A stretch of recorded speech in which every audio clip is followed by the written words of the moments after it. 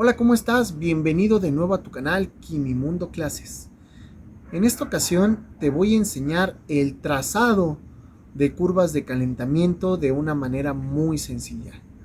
Vamos a hacer 3 ejercicios y verás que esto de trazarlas es absolutamente sencillo para ti, que me ves que vas a ser el futuro científico que va a lograr revolucionar la ciencia, la física, la química, yo qué sé. Comenzamos, Quimimundo Clases, tu espacio, tu canal, dame like.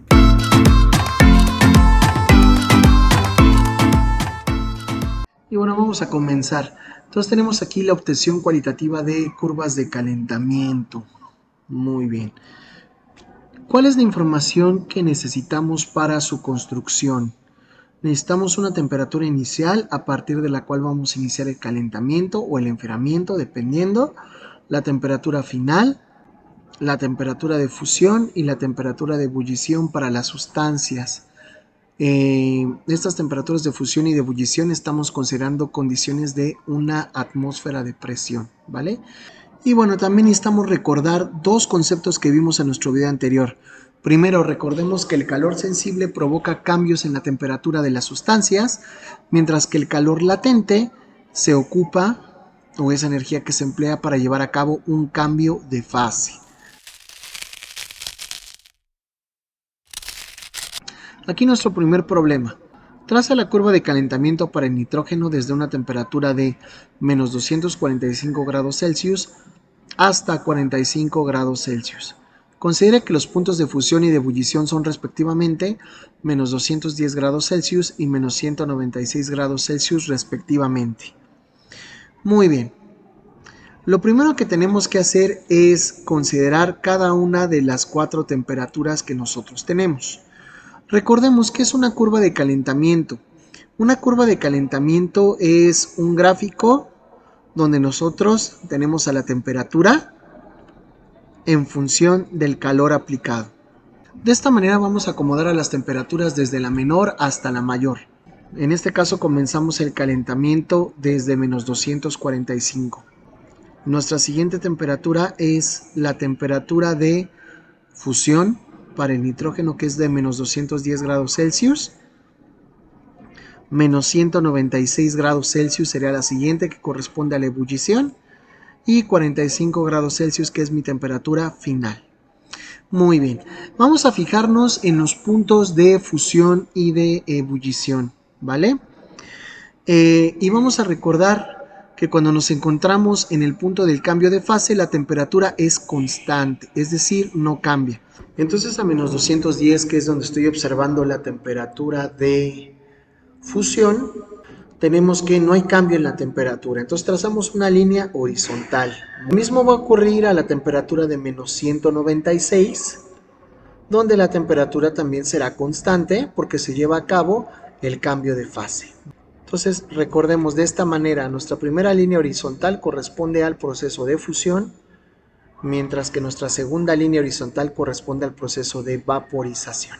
Recordemos que en el caso de la fusión vamos a tener a las fases sólida y líquida que se encuentran en equilibrio, y en el caso de vaporización tendremos a la fase líquida y a la fase gas en equilibrio. Ahora, para unir estas líneas con el resto de las temperaturas, consideremos que esto se logra mediante la introducción de líneas con cierta pendiente positiva que corresponden al calor sensible.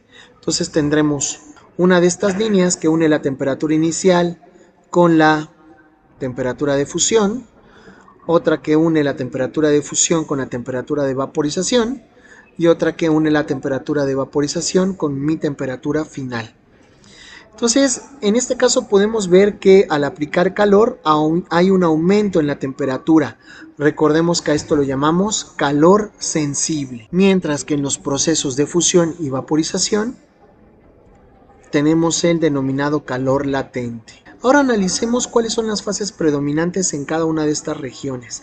En la primera región vamos a tener sólido, después llegamos a la temperatura de fusión y existe un equilibrio entre sólido y el líquido.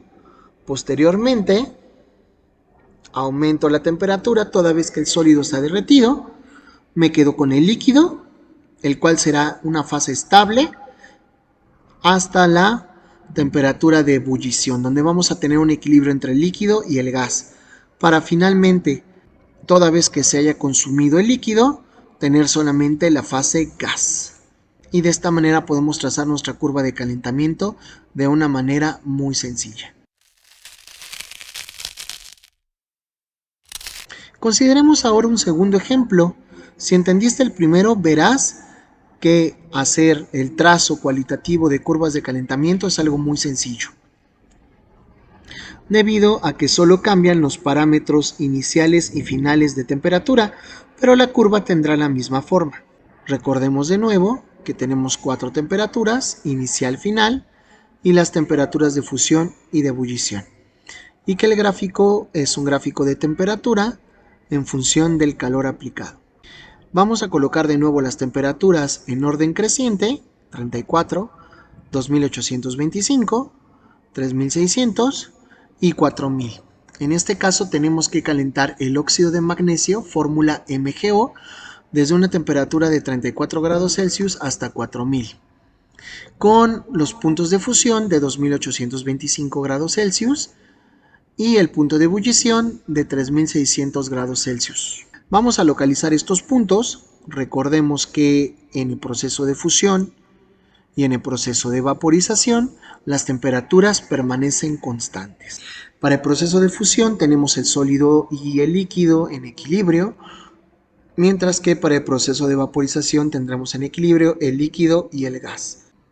Uniendo estas líneas vamos a trazar los calores sensibles, que son aquellas zonas en rojo donde podemos ver que al aplicar calor la temperatura del objeto o de la sustancia aumenta. Recordemos también que para los procesos de fusión y vaporización, donde la temperatura no cambia, se conoce como calor latente. Y por último, la zona de predominio para las distintas fases. Antes de la temperatura de fusión tengo al sólido. Entre la temperatura de fusión y vaporización es estable el líquido, y arriba de la temperatura de vaporización es estable la fase gas. Por último, por si no te quedó claro con los dos ejemplos anteriores, vamos a trazar ahora la curva de calentamiento para el amoníaco desde una temperatura de menos 100 grados Celsius hasta 70. Consideramos que los puntos de fusión y de ebullición son menos 77.3 grados Celsius y menos 33.34 grados Celsius respectivamente. De nuevo, consideremos nuestras 4 temperaturas y consideramos que la curva de calentamiento es un gráfico de temperatura en función del calor aplicado. Vamos a acomodar ahora nuestras temperaturas en orden creciente, desde menos 100 grados Celsius hasta 70. El siguiente paso es identificar las temperaturas de fusión y de ebullición. Recordamos que en esta zona la temperatura del objeto permanece constante porque toda la energía se aplica al cambio de fase. En el caso de la fusión tenemos un equilibrio entre sólido y líquido, en la vaporización un equilibrio líquido-gas. Uniendo las temperaturas tenemos los calores sensibles en forma de líneas con pendientes positivas, recordando que el calor sensible es aquel que aumenta la temperatura de los objetos. Mientras que donde observamos los cambios de estado se conoce como calor latente. Ya solo falta poner las fases que son estables. A temperaturas menores a la de fusión, la fase correspondiente es el sólido. Entre la temperatura de fusión y vaporización tenemos al líquido. Y por último, para temperaturas superiores a la vaporización tenemos el calor sensible. Y por último, para temperaturas superiores a la de vaporización, tenemos al gas.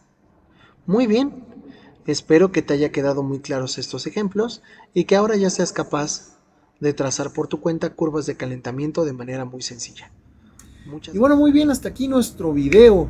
Espero que te haya quedado muy claro y que ahora ya seas capaz de trazar tus curvas de calentamiento por ti mismo. Como siempre te invito a que me sigas en redes sociales, Facebook, Instagram y TikTok con el nombre de Quimimundo Clases, donde estaremos subiendo novedades y cosas interesantes. También Te invito a que me escribas un correo si tienes dudas o necesitas ayuda en trabajos, en proyectos, a kimimundoclases@gmail.com, donde con gusto te voy a atender. También no olvides suscribirte, dejarme un like y activar la campanita de notificaciones para que no te pierdas de ningún detalle de lo que vamos a estar subiendo en el canal. Sin más por el momento, nos vemos. Kimi Mundo Clases, tu espacio, tu canal. Dame like.